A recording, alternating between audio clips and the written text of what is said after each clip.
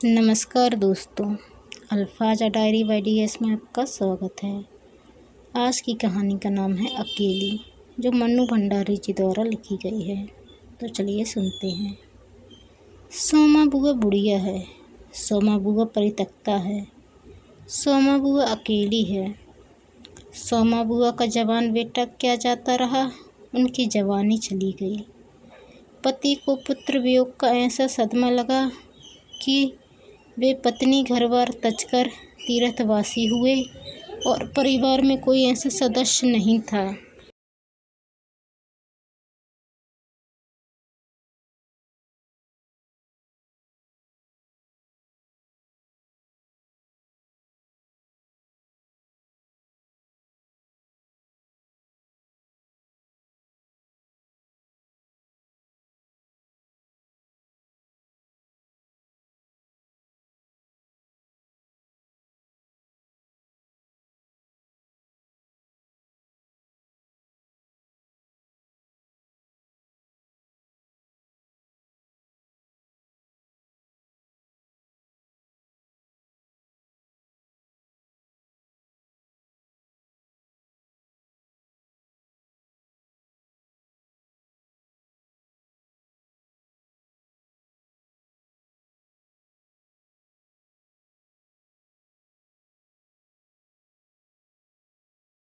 जो उनके एकाकीपन को दूर करता।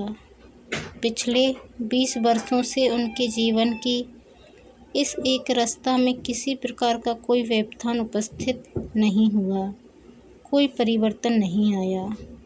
यूँ हर साल 1 महीने के लिए उनके पति उनके पास आकर रहते थे, पर कभी उन्होंने पति की प्रतीक्षा नहीं की, उनकी राह में आंखें नहीं बिछाईं।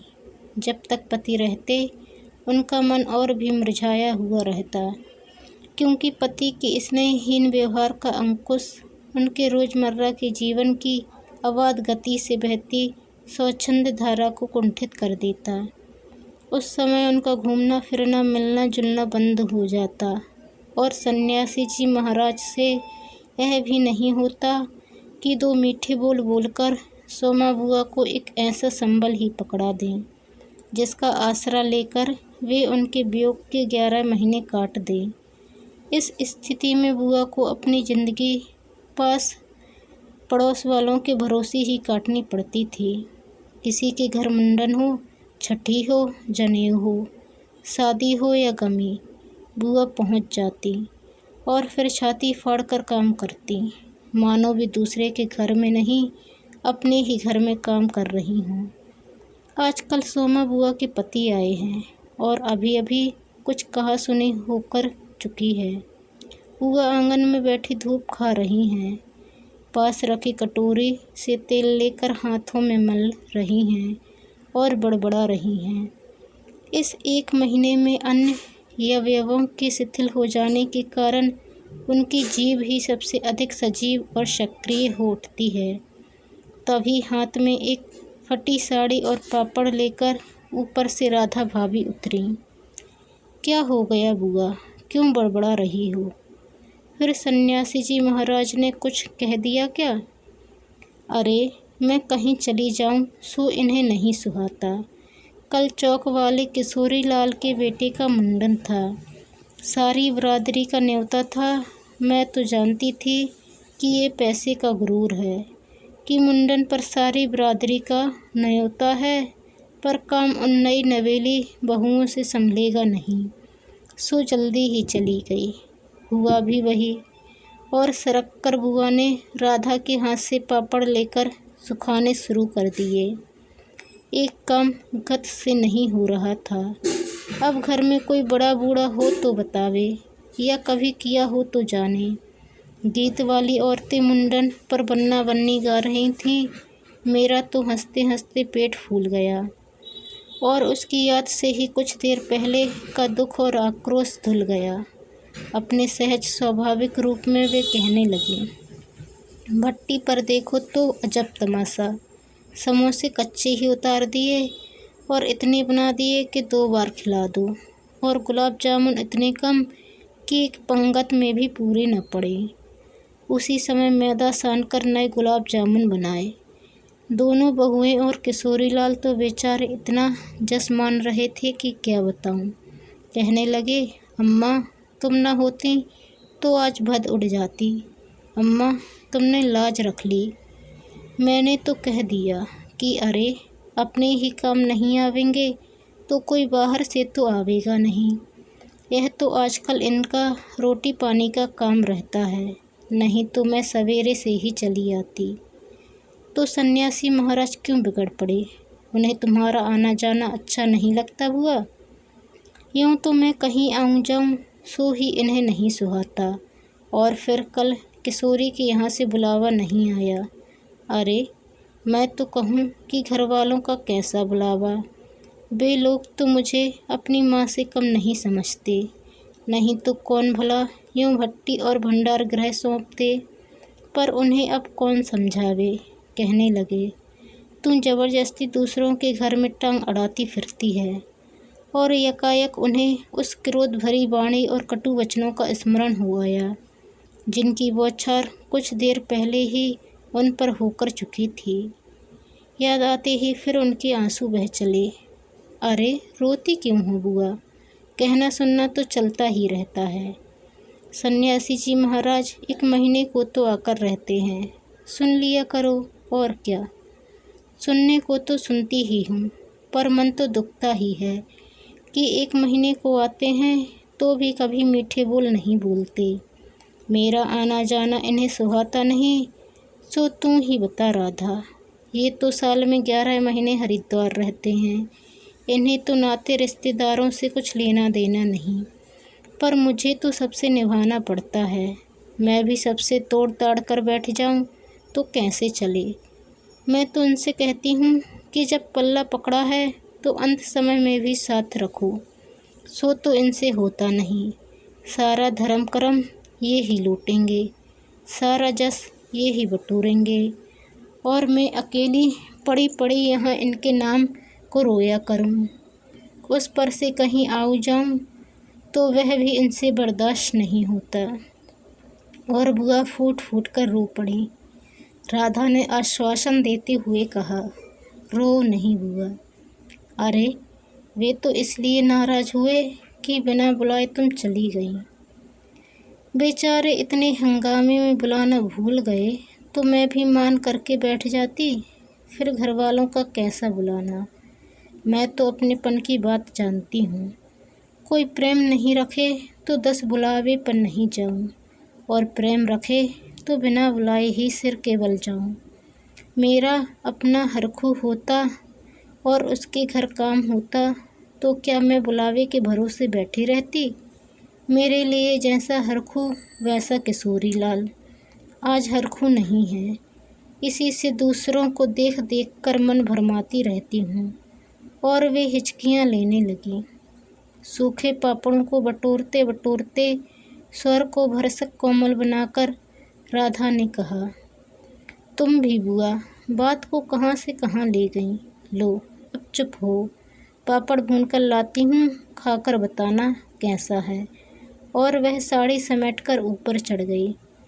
कोई सप्ताह भर बाद हुआ बड़े प्रसन्न मन से आई और सन्यासी जी से बोली, सुनते हो, देवर जी के ससुराल वालों की किसी लड़की का संबंध भागीरथ जी के यहाँ हुआ है। वे सब लोग यहीं आकर ब्याह कर रहे हैं। देवर जी के बाद तो उन लोगों से कोई संबंध ही नहीं रहा। फिर भी हैं समधी ही, वे तो तुमको भी बुलाए बिना नहीं मानेंगे। समधी को आखिर कैसे छोड़ सकते हैं। और बुआ पुलकित होकर हंस पड़ी। सन्यासी जी की मौन उपेक्षा से उनके मन को ठेस तो पहुंची, फिर भी वे प्रसन्न थीं। इधर उधर जाकर वे इस विवाह की प्रगति की बातें लाती। आखिर एक दिन वे यह भी सुन आई कि उनके समधी यहाँ आ गए। जोर शोर से तैयारियां हो रही हैं। सारी बरादरी को दावत दी जाएगी। खूब रौनक होने वाली है। दोनों ही पैसे वाले ठहरे। क्या जाने हमारे घर तो बुलावा आएगा या नहीं। देवर जी को मरे 25 बरस हो गए। उसके बाद से तो कोई संबंध ही नहीं रखा। रखे भी कौन। यह काम तो मर्दों का होता है। मैं तो मर्द वाली होकर भी बेमर्द की हूँ।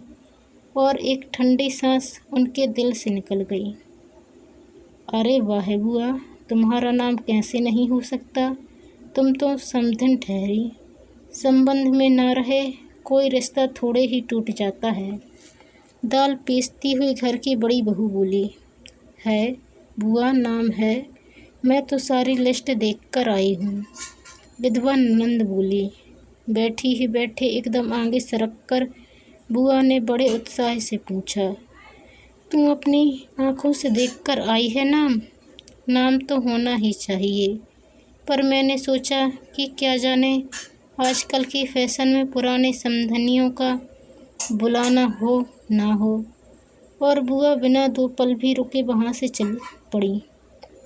अपने घर आकर सीधे राधा भाभी के कमरे में चढ़ी। क्यों री राधा, तू तो जानती है कि नए फैशन में लड़की की शादी में क्या दिया जावे है। समधियों का मामला ठहरा, सो भी पैसे वाले। खाली हाथ जाऊंगी तो अच्छा नहीं लगेगा। मैं तो पुराने ज़माने की ठहरी। तू ही बता दे क्या दूँ? अब कुछ बनने का समय तो रहा नहीं। 2 दिन बाकी हैं, सो कुछ बना बनाया ही खरीद लाना। क्या देना चाहती हो अम्मा? जेवर, कपड़ा या सिंगारदान या कोई और चांदी की चीज़ें? मैं तो कुछ भी नहीं समझूँ री। जो कुछ पास है तुझे लाकर दे देती हूँ। जो तू ठीक समझे ले आना। बस भद्दे नहीं उड़नी चाहिए। अच्छा, देखूं पहले कि रुपए कितने हैं। और वे डगमगाते कदमों से नीचे आईं। 2-3 कपड़ों की गठरियाँ हटाकर एक छोटा सा बक्स निकाला। बड़े जतन से उसे खोला। उसमें 7 रुपए, कुछ रेजगारी पड़ी थी और एक अंगूठी। बुआ का अनुमान था कि रुपए कुछ ज़्यादा होंगे, पर जब 7 ही रुपए निकले तो सोच में पड़ गईं। रईस समधियों के घर में इतने से रुपए से तो बिंदी भी नहीं लगेगी। उनकी नज़र अंगूठी पर गई। यह उनके मृत पुत्र की एकमात्र निशानी उनके पास रह गई थी।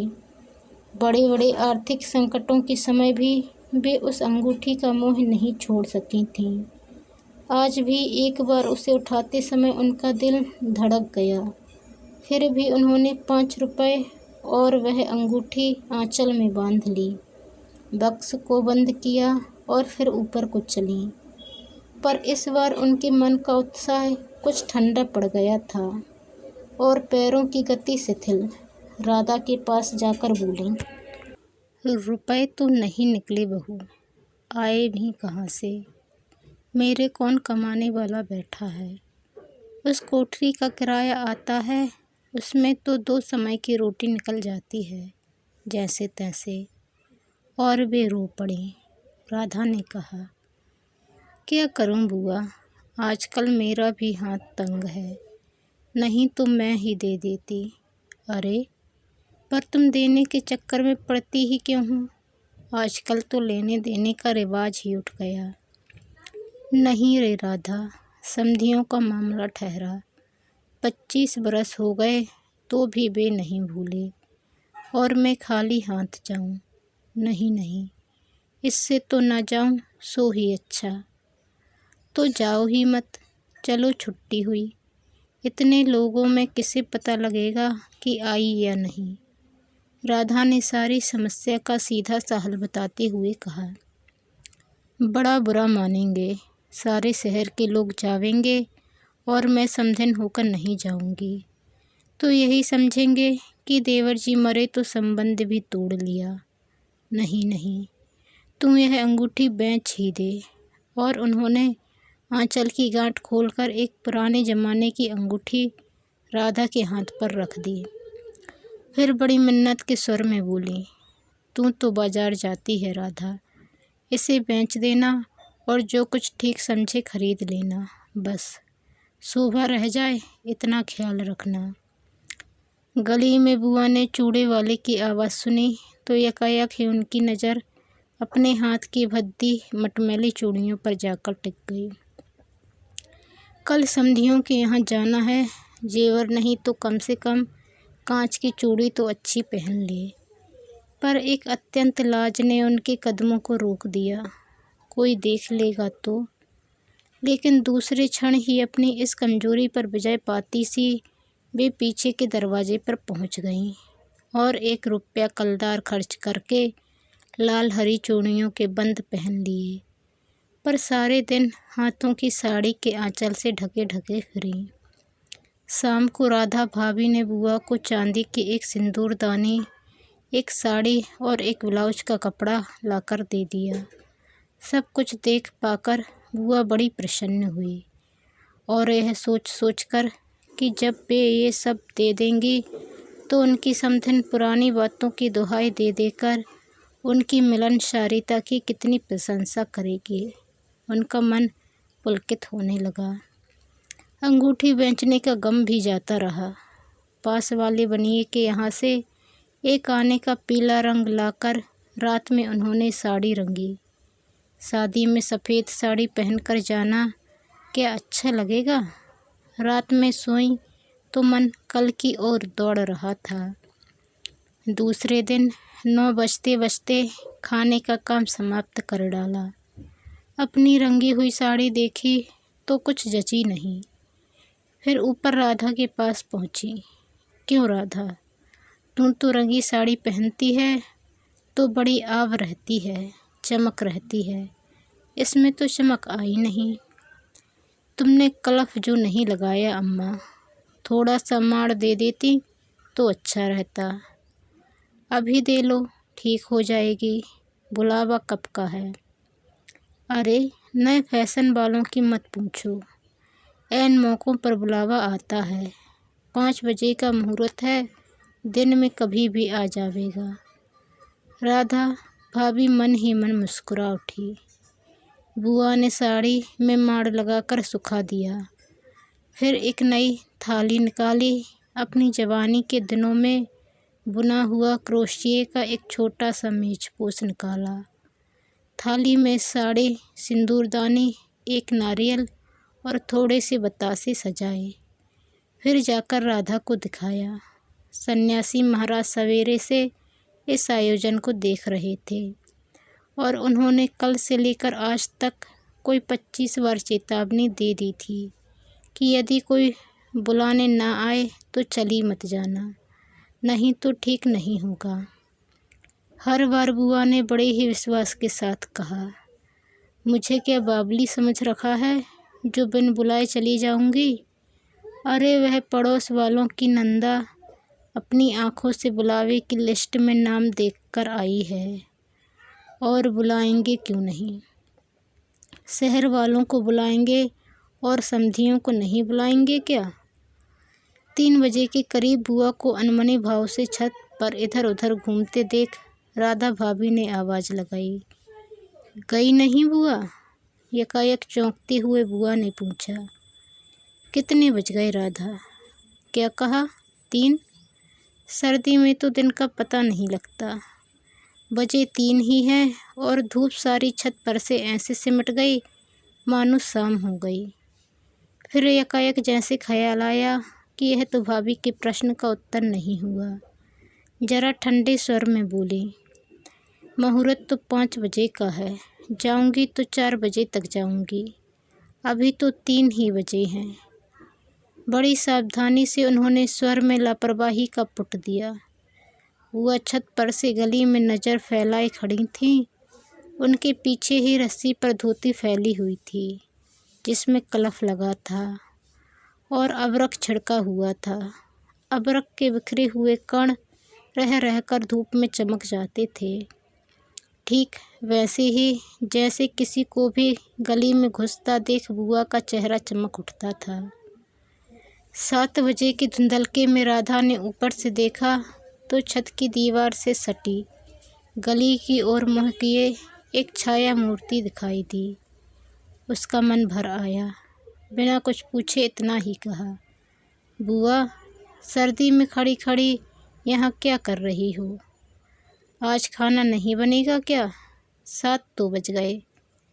जैसे यकायक नींद में से जागते हुए बुआ ने पूछा, क्या कहा, 7 बज गए।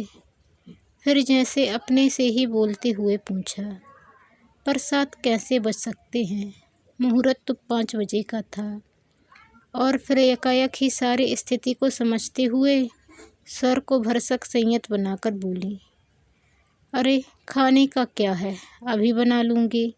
2 जनों का तो खाना है, क्या खाना और क्या पकाना। फिर उन्होंने सूखी साड़ी को उतारा, नीचे जाकर अच्छी तरह उसकी तह की, धीरे धीरे हाथों की चूड़ियाँ खोलीं, थाली में सजाया हुआ सारा सामान उठाया और सारी चीज़ें बड़े जतन से अपने एकमात्र संदूक में रख दी और फिर बड़े ही बुझे दिल से अंगीठी जलाने लगी। दोस्तों, यदि आप चैनल पर नए आए हैं तो प्लीज़ चैनल को सब्सक्राइब कर बेल आइकन को क्लिक कर लें। वीडियो पसंद आने पर लाइक और शेयर करना ना भूलें। धन्यवाद।